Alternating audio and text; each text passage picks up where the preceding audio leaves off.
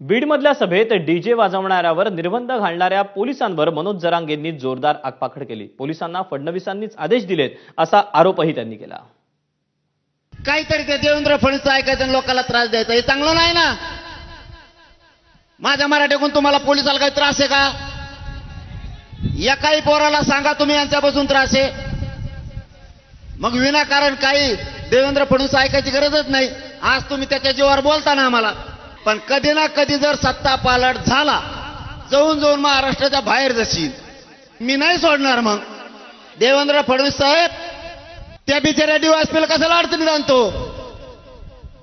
मी आलो मुंबईला, आपण भेटू होतो घरापुढेच आहे मी।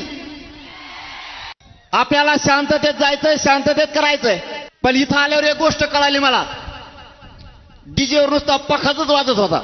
माझ्या समाजाला काय अडचण नाही डीजे नाही वाजून दिला तरी, पण कोण डीवायएसपी साहेब आहे ना त्यांना सांगतो, सत्ता बदलत असती, येत असती, जात असती, हे ध्यानात ठेवा।